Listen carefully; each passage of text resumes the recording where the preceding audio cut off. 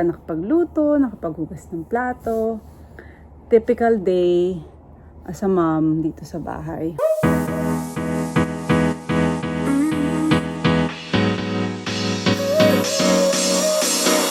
Work is almost over, summer's getting closer.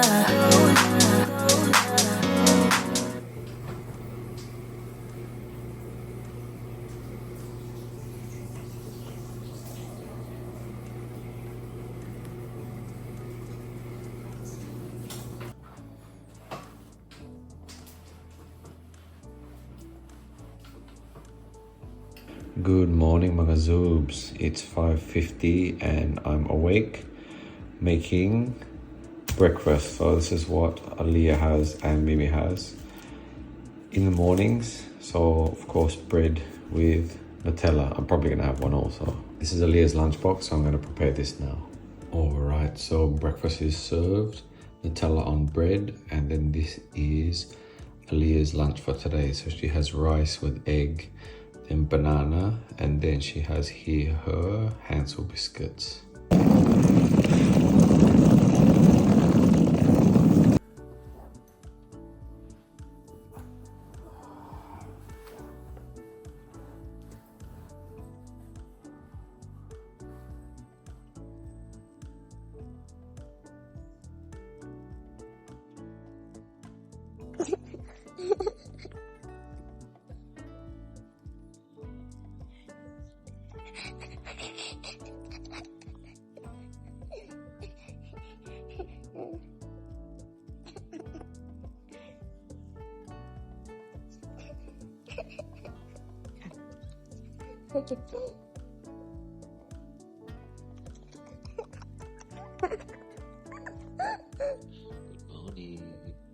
Hi guys! This is Diana Zubiri. Welcome back sa akin channel.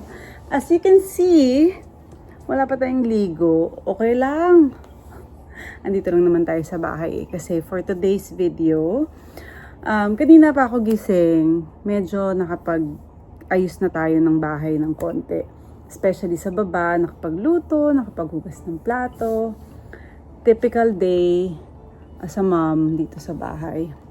Yung mga bata right now nasa school, sinundo na siya ni Andy.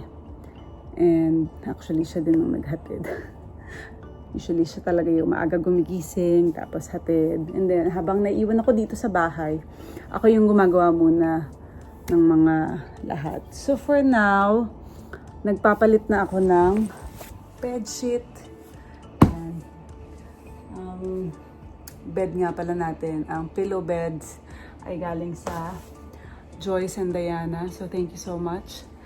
Papalitan ko lahat ngayon, guys, ng sheet, yung bed, pillowcase, lahat sa bed namin, tsaka sa room ng mga bata. Okay. So, yan. And then, pagkatapos nito, time na with the kids. Ay, asan na yun? Ayan. Napansin ko kasi hindi ko pala natanggal itong mga mga pillow. Para hindi siya pangit tignan. Ayan ba? This is from Joyce and Diana. Ayan, thank you po. So, kwento ko sa inyo. For today, ito yung pinakamababang weight ko nung time na nagsimula tayong mag-Caraslim. So, kanina pagkagising ko, nag-weigh ako. I'm only 56.2. Yan, yehey! Hopefully tomorrow mas mababa pa, no? Sana. So, ang nangyayari sa akin for the whole 2 days na hindi ako nakapag-update sa inyo, wala akong ganang kumain. And hahanapin mo yung food kasi mararamdaman mo yung gutom. Pero wala kang ganang kumain. So, syempre, ako kasi medyo praning ako. Pag medyo may hindi ako nararamdaman na familiar sa katawan ko, nagpapanik ako. So, kailangan may naka-reading food for me. So, nung nasa taping ako, yung pagkain doon, gulay, okay naman, chicken, healthy naman siya. Pero hindi yun yung gusto ng panlasa ko. Kaya, nagpabili ako ng Chowking. Pero ang kinain ko, yung steamed siomai at saka yung kangkong. So, healthy siya. Nagkakaroon ako ng hindi cravings eh. Parang gusto ko lang siguro ng comfort food. Yun yung term. Kasi syempre, I'm thinking sa isip ko, kailangan kong kumain. Tapos ito yung alam kong pagkain na magiging satisfied ako. Ganon siya. Ganon yung naiisip ko. So, today is Friday and start ako ng Cara Slim Saturday last week. So tomorrow 1 week na ako. Yun yung ating update. From 58.4, I'm only 56.2. Kaya yan naman yung masasabi kong very proud ako. And tomorrow abangan ninyo sa vlog ko yung magiging weight ko kasi actually today, half of the day na, it's already 1:30 in the afternoon. Ang kinain ko lang ay banana and 2 bites of small sausage. So, hindi ako nagugutom. But I need to drink lots of water. Yun talaga yung key para dito sa ating pagpapapayat. It's more on eating less and syempre, kailangan full yung pakiramdam mo. Kasi mahihilo ka talaga pag hindi ka kumain. So, you have to force yourself to eat at least. Mamaya, ang food ko ay isda. Yun yung pagkain na hindi ko nakain kahapon sa wako. Kasi wala talaga akong ganang kumain. So, kakainin ko siya mamaya para hindi naman sayang yung food. Okay. So, anong gagawin natin today? Gagawin. More on bahay lang. Lately, bahay pickleball taping. Ganun lang naman yung nangyayari sa atin. But I made sure na productive pa rin. Especially luto, ganyan. Tapos time with the kids. Nakakatuwa kasi kapag umaga kami nagpipickleball ni Andy, mayroon talagang time for kids na matagal. So kahapon, nagpickleball kami ng gabi. But umuwi kami ng maaga kasi nga yung mga bata matutulog ng maaga. Which is okay lang naman. For as long as ako, pawisan lang ako ng konti sa pagpipickleball, I'm okay na. Kasi yun na yung nagiging pinaka-exercise ko eh. Remember, hindi na ako nag-gym. Oy, pakita ko lang din sa inyo. This is also from Joyce and Diana. Ang ganda ng pillow nila. Ito yung pinaka nilalagay ko sa likod ko. Pag makasandal ako dito sa aming bed. Kasi wala akong headrest pa. Wala pa kaming bed, mga Zooms. We are only using the well-rest mattress for now. Nag-iipon pa kami ng pambili ng bed ulit. Kasi nagpalit kami from queen to king. So, we are Japanese style na nasa floor lang yung bed. Parang same as nung nasa Australia kami. If matagal na namin kayong followers, alam niyo naman na for longest time nung tumira kami sa Australia, hindi kami natutulog sa bed frame. Nasa floor lang talaga kami sa mattress. Yan. Tapos na. Palit na tayo ng bedsheet. Palit na din tayo ng pillowcase. And syempre ng blanket. Meron kasi ako ditong in order. Ito yung filler para sa twin size. Ito para sa mga bata to. Tapos tingnan nyo, meron tayong free pa duvet cover. Yan, single size to. So, para to sa mga bata. Yan na yung mga pinagpalitan ko. Tapos ito naman ay para sa mga pillow ng mga bata. Papalitan ko din siya in a while. Tanggalin na natin itong mga tags.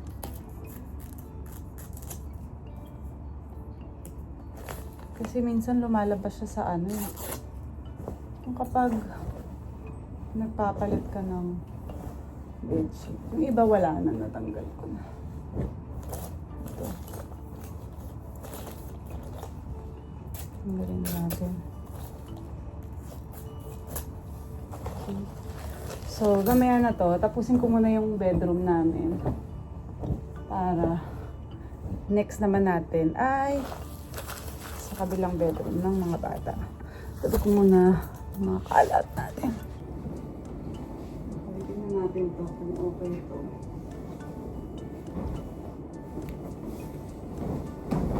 Ito. Ayan, kasya naman. So, ito naman ang ating blanket. Parang mag-cover siya. Para napapalang.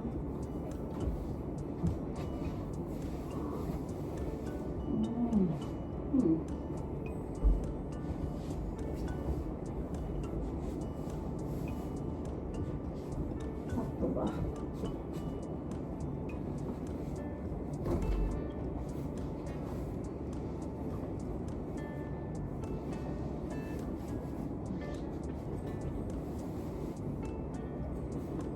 Ayan.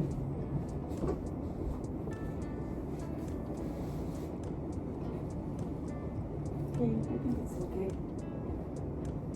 Hindi ko yung aking dolphin na alaga for 19 years. Ayan, medyo malinis na tong side na to. Ayan, sinasabi ko sa inyo guys, so taka hindi lang pantay itong pillows.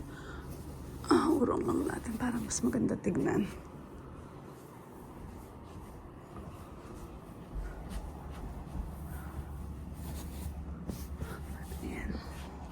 Okay na. That's our bed. Ayan, sinasabi ko sa inyong headboard. Tapos nakalagay lang muna kami sa floor.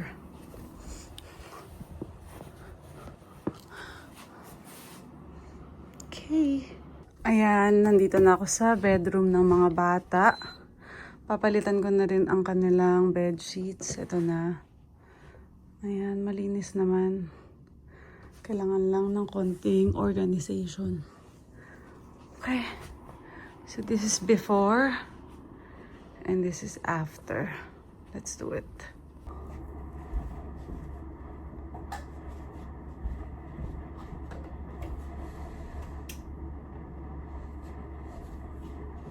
Ayan, okay, Aliyah muna.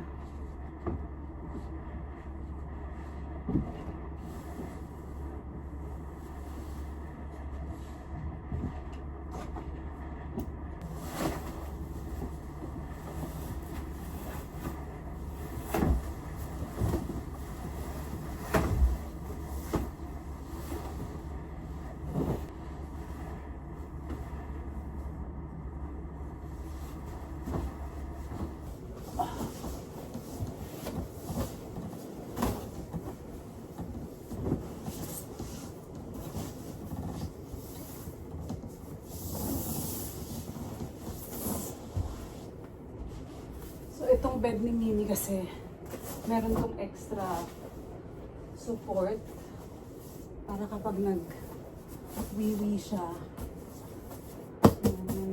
may ano tayo, ang tawag dito? Basta yun. Nakalimutan ko yung tawag.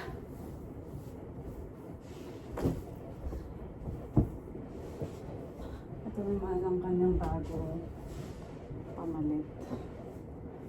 Whew. Init.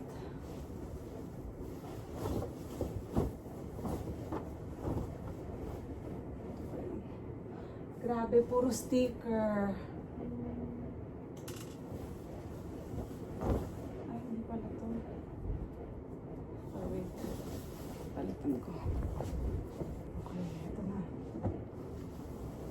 Hi! Do you wanna help me? I fix your bed. Daddy said Coco has so many views on YouTube. Okay, mga zoobs. Ayan na. So, natapos ko na tong bed. Kaso lang, may mga marks na ni Aliyah. Ayan. Ang dami nila kasi mga stuffed toys. Ayan, it's not perfect, but it's clean. Ayan, si Mimi din. Tinanggal ko yung mga stuffed toy doon. Wala pa naman siyang say. Kung ano lang yung gusto niyang ilagay. Oops. Teka lang. Ayan. So, pinalitan ko lang yung kanyang Hello Kitty kasi dalawa yung ganyan niya. That's me. I need to shower. So, ayan.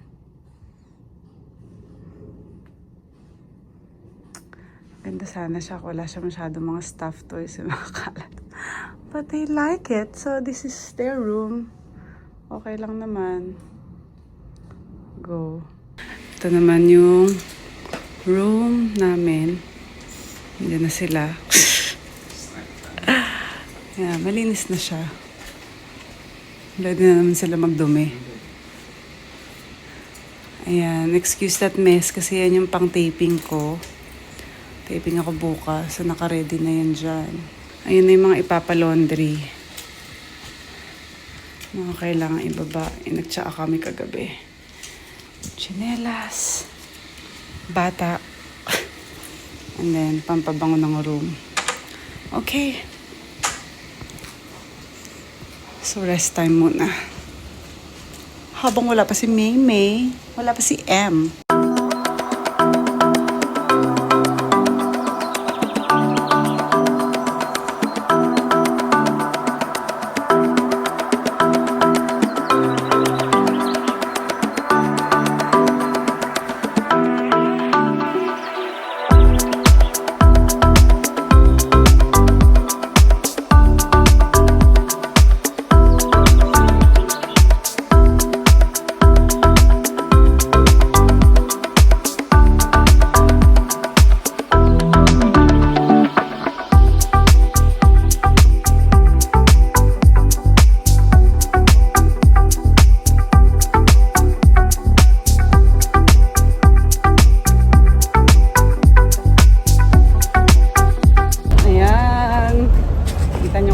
Si Mimi. I went to school kanina. Not by night, I saw Asan ba tayo? SM. Bakit tayo nasa SM? I saw the man there. I saw a man super. Squid Game yun. Squid Game is. I heard Squid Game. Oh, by Squid Game. Squid picture nag-picture kayo. with you. Saan ba tayo galing? SM. Anong ginawa sa SM? With the pickleball. You like coming to pickleball? Yeah. Yeah. Yeah. Good girl kayo, no? Yan. Katatapos lang ng game namin dito sa SM. Sinama namin sila sa game ng pickleball. Yeah. Pauwi na And kami. my ate doon. May ate ka doon? Yeah.